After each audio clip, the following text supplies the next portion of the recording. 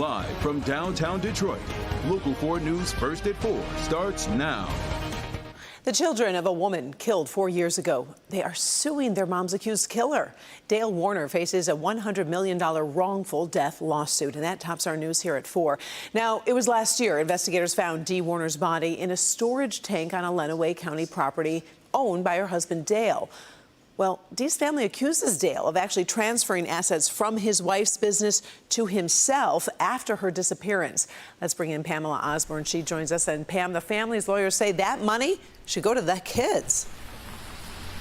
That's exactly what they're saying. These civil proceedings, the civil lawsuit, I should say, is separate from the criminal proceedings against Dale Warner. As you said, they're looking for $100 million. Now, you may be wondering, does Dale Warner even have that type of money? He's currently in jail awaiting his trial. And here's what we know about that. Attorney Todd Flood says Dale Warner's estate is somewhere in the 7 figures. So we're talking about more than $1 million. They say that he's had access to that prior to his estate, I should say, being frozen with the filing of this lawsuit. They believe that money should go to Dee Warner's children, not only because he is the person they say is responsible for her death, but also because her family wasted hundreds of thousands of dollars on court proceedings to have her declared dead before her body was eventually discovered welded up inside of a chemical storage tank on a property he owned back in August of last year.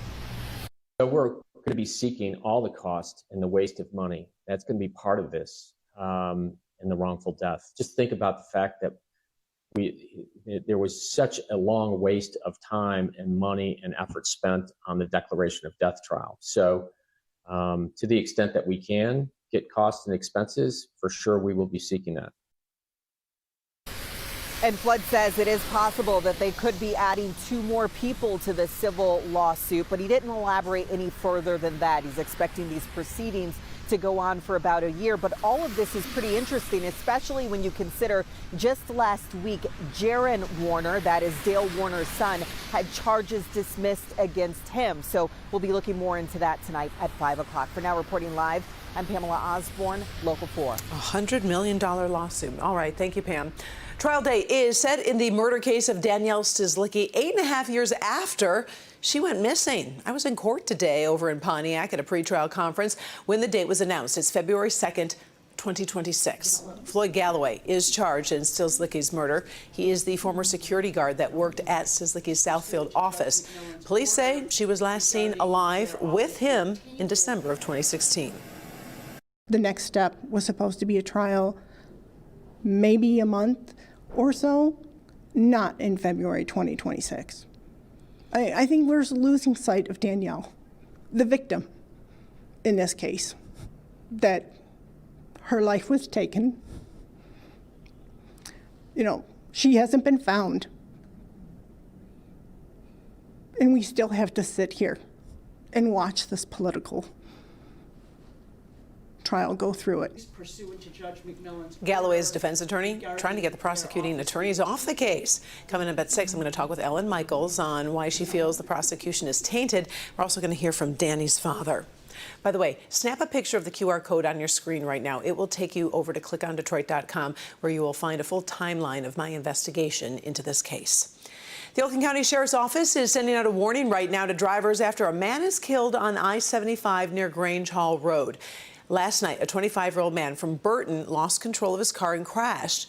He survived the accident, but after stepping out of his car, another driver crashed into it. The man's body then went flying into the freeway where another car hit him. Police say both drivers are cooperating with the investigation. But a reminder, you should always stay in the car if you are involved in a crash. Never stand on the road. Keep on your seatbelt and call 911. Well, a police canine named Loki helped find some live pipe bombs over at a scrapyard in Saginaw. The bombs were discovered Monday in a truck set for scrapping at Mike's Wrecker Service. The truck had been abandoned since March. Thanks to Loki's alert, the Michigan State Police Bomb Squad safely deactivated and then destroyed the explosives. The investigation is ongoing with the Saginaw Police and the ATF also involved in this one.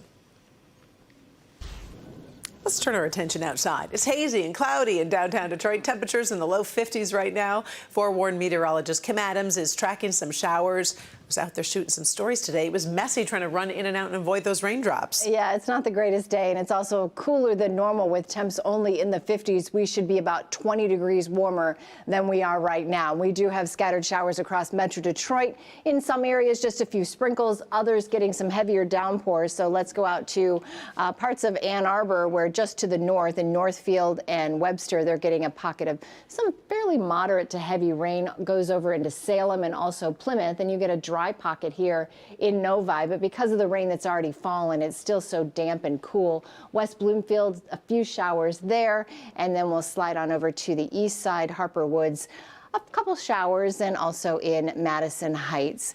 It is definitely cooler than normal. In fact, as we look at some of the sky cams here, Ann Arbor, we've got temperatures that are in the low 50s, and look how gray it is with that rain out there. And we'll take one more look out at the airport. There's been some wind. It hasn't been too bad, but gray, cloudy, and a rainy day.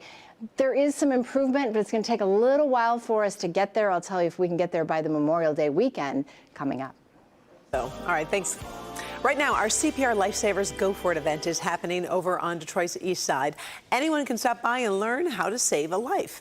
Now, 3 out of 4 cardiac arrests actually happen when someone is at home, which is why we want to make sure that everyone is ready to step in and help if their loved one has an emergency. Dr. Frank McGeorge joins us now live from the Coleman A. Young Recreation Center, where the training has been going on underway for, gosh, some 6 hours. How are things going?